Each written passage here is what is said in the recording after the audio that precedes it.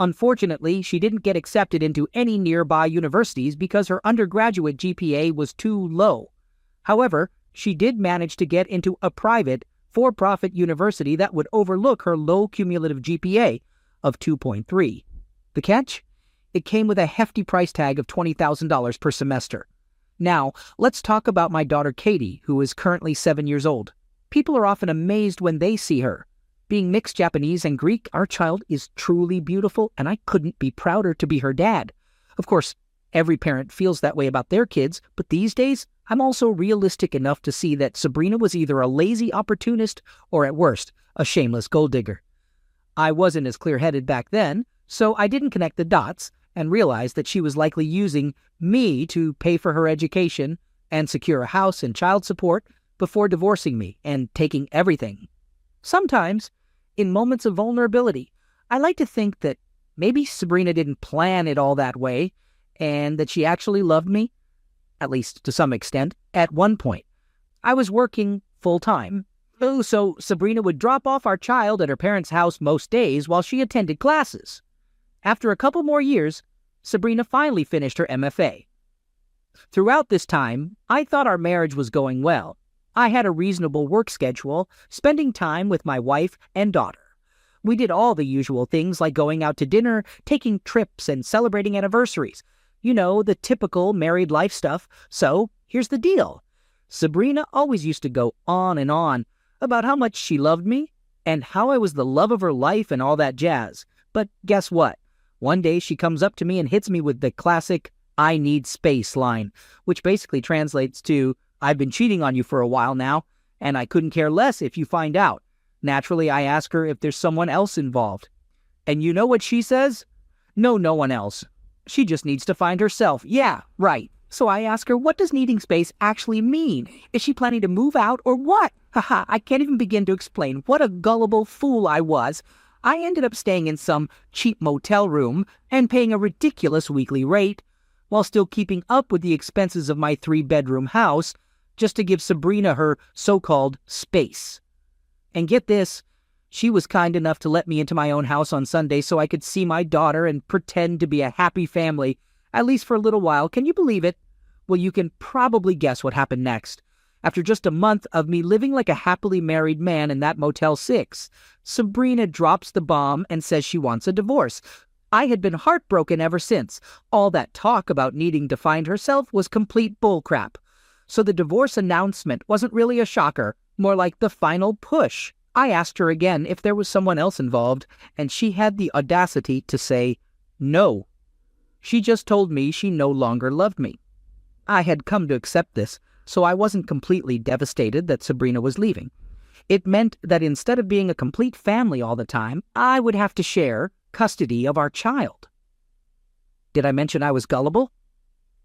Sabrina didn't want to share custody. She wanted full custody, so she fabricated claims about me being offensive while I was away at Motel 6. She went to her parents and told them how I had been offensive for years, even using the fact that I went to judo practice once a week as evidence of my aggression. She said the same things to the judge, and on top of that, she accused me of mistreating our 3-year-old child when I tried to argue that Sabrina was making it all up. She also claimed that I was emotionally hurtful and verbally cruel to her.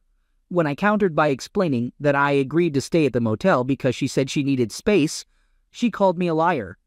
I won't go into all the disturbing details, they're really unpleasant, but the judge, who was relatively young but cynical like someone much older, sided with Sabrina and denied me custody, granting only supervised visitation rights. As Katie grew older and started understanding things, Sabrina filled her mind with negative thoughts about me. It got to the point where Katie refused to even see me for supervised visits. I don't know if Katie herself said, "I don't want to see my dad," but she would definitely tell me that our daughter didn't want to spend time with me. She always conveyed this through text messages. I sometimes wondered if I could catch her admitting, maybe on an audio recording, that I had never been offensive and that she was a big liar. But I think she was afraid of that too. So she preferred texting because she could choose her words more carefully. A whole year went by, and during that time, I continued to pay the mortgage on my house, which I couldn't even live in, and I had no sudden access to my daughter. Then one day, my boss called me into his office and let me go from my job. Since it was a regular job, they could fire me without providing a specific reason. I had been well-liked and productive at work, so my team was shocked to see me carrying a box of my belongings to my car as days and weeks went by. Former colleagues informed me that there were rumors circulating in the office saying that my ex-wife had contacted our HR department and falsely accused me of not paying child support, being obsessed, and being an offensive husband. Now that I know what I know, I should have immediately informed my boss about my divorce and warned them about my ex being a bit unstable. I texted Sabrina to ask her about it, but she denied having any knowledge of what I was talking about. Some mutual friends who made me promise to keep it a secret told me that Sabrina had become a composition teacher at a community college after getting her MFA degree. It seemed like she purposely waited for the child and spousal support payments I made to accumulate and establish a certain standard that I would have to meet, regardless of whether or not I had enough income to cover it. Then, for her own reasons, she decided to ruin my career. Thankfully, I had received numerous positive references from my supervisors and bosses at my previous job, and I had skills that were in demand, so I knew I wouldn't be unemployed for too long. However, in order to continue making the payments for Sabrina's child support, spousal support, and mortgage without draining my savings completely, I needed something to sustain me in the meantime. That's when I started driving for Uber. This went on for a few weeks. I was interviewing with different companies, but I'd saved up enough money so that I wasn't desperate enough to accept just any job after completing a single fare as a rideshare driver. Then, I picked up a passenger named Victoria. She was around the same age as me, just 4 months older, and worked in graphic design. She had Italian heritage, but had lived in the USA her whole life and didn't speak the language. We start chatting, and before I realize it, we're in a relationship. She's fully aware of my situation. It's actually the first time I'm not pressured into labeling a girl as my girlfriend. Throughout these months, my lawyer tried to negotiate a reduction in my monthly obligations to Sabrina or changes in visitation rights, but without success. During the meetings, Sabrina's lawyer presents documents showing that her job is only part-time and doesn't come close to meeting her lifestyle needs. Interestingly, Sabrina herself never shows up to these meetings. Her lawyer represents her instead. Oh, I almost forgot. She even went ahead and obtained a restraining order against me from entering my own house, just to make her false narrative about me being offensive more believable. Haha, ridiculous, right? Anyway, yeah, I practice judo, but even my training partners tell me that I hold back too much, not wanting to make others uncomfortable or hurt anyone. So Victoria and I date for a few months. Meanwhile, I land a new job in the tech industry with a higher salary than before. Unlike Sabrina, Victoria has her own place and isn't desperate to move in with me. In fact, it's the opposite. Victoria actually asked me if I wanted to move in with her. I have my own one-bedroom apartment and I'm comfortable with where we are, so I told her I'd prefer to take things slow. As time went on, Victoria was totally fine with it. She tells me that she's attending community college to pursue an associate's degree in graphic design. Interestingly, despite not having any formal education, she's naturally talented and excels at her job. However, her employer won't give her an official promotion without some kind of college degree. Here's the incredible part. Victoria's English teacher, who happens to be my ex-wife, is a core requirement for her degree. Victoria never reveals to her teacher that she's in a serious relationship with her ex-husband. I asked Victoria to keep it a secret and not disclose my plan. To my surprise, Victoria not only keeps the secret, but even suggests additional details to make the plan even more effective. She manages to become friends with her teacher by gradually building a friendship, like suggesting grabbing a drink together after class over the next few weeks. Victoria gains the teacher's trust over time. She completes the course, earns a good grade, and maintains her friendship with the teacher. The interesting part is that Victoria obtains audio evidence proving that Sabrina works full-time at the college. It's funny how a few drinks during their friendly hangouts led to discussions about college teachers' salaries, creating the perfect opportunity to gather evidence. When someone thinks you're their friend and trusts you, it's amazing what kind of information can come up. They continued their routine of having drinks after evening classes. Victoria also manages to capture Sabrina mocking her ex-husband for working as an Uber driver on record. He has a master's degree in computer science, but works as a taxi driver. Ha ha, quite ironic. Gradually, Victoria managed to capture Sabrina on audio, where she admitted to being a liar, played along by pretending to make fun of pathetic exes and feeling superior to them. Victoria successfully recorded Sabrina confessing that her ex-husband was actually a harmless and timid person, like a nerdy character from The Simpsons named Ned Flanders. However, Sabrina also imitated my Japanese accent in an ignorant and offensive way, making inappropriate sounds like ching and chong a couple of days later. So this weakling never even touched you or your daughter? Oh my God, no. I would beat him up. Trust me, Sabrina. If you provoke me, you'll regret it. And if he ever tried to harm our daughter, I would do something drastic like poisoning him. A week later, I pretended to cry in front of the judge and convinced them to order him to pay a significant amount. Then I somehow managed to get him fired from his job. Why would you do that if he's a nice guy? Just for fun.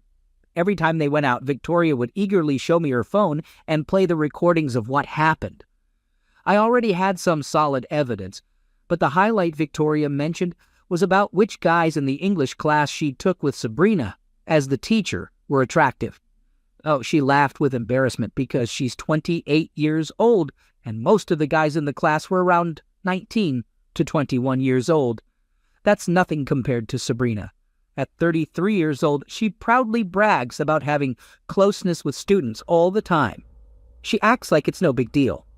She was sending explicit texts to them even before she became a teacher. She openly admits that she had romantic relationships with her classmates while still being married. She boasts about how exciting it is to be close to them.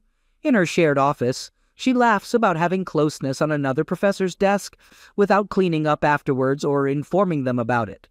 She also jokingly says, "Of course they slept with me. How else do you think some of those clueless idiots managed to pass through clever maneuvering?" Victoria actually obtained the names of specific students involved. All of this is quite disgusting, but at the moment, it's technically just hearsay, and Sabrina might deny it if questioned. It seems like something that the school itself should consider and make a decision about. Meanwhile, Victoria has earned her associate's degree and received a promotion at work. She manages to arrange a meeting with one of the school's top administrators to discuss an urgent matter and presents him with the recordings as evidence. She's thanked for bringing it to their attention and assured that they will take action. The part of the recordings that caught my attention the most was when Sabrina boasted about bringing students to her house and having closeness with them while Katie was present, and even doing pills with them in her own home. I didn't waste any time playing nice with lawyers. I immediately shared the recordings with my lawyer, but before that, I called the police. The aftermath was intense. Sabrina got fired from her job, had her degrees revoked due to academic dishonesty, and is now banned from teaching. The students who were subpoenaed for questioning weren't expelled, but they were strongly warned to keep any romantic meetings outside of campus and away from school employees. During a search of Sabrina's house, the police discovered pills, which led to serious consequences. Sabrina lost custody of our daughter, gave up alimony and her home, and is currently serving an 8-year prison sentence for possession, child endangerment, perjury, and making false police reports. With good behavior, she might get out in 5 years, but she will never have custody of Katie again. On the bright side, Katie is doing well. She loves Victoria and me. She's back home with us, and she's a smart, happy, and wonderful little girl. I also found out that Sabrina's parents played a major role in me losing custody by lying under oath about me mistreating my wife and daughter. So, I decided to pay a little visit to the police and shared some information about a murder that happened about 25 years ago. This led to the police getting in touch with the FBI and Greek authorities.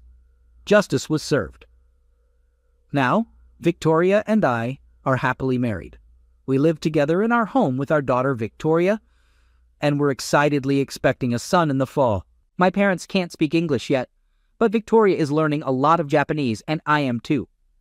This whole journey of being married and becoming a father has taught me that my brain may have doubts, but deep down, my heart tells me to have faith that not everyone is terrible. So yeah, I might still be a bit of a fool, Sabrina. I hope you're doing okay, but not as much as before. Thanks for taking the time to read my story.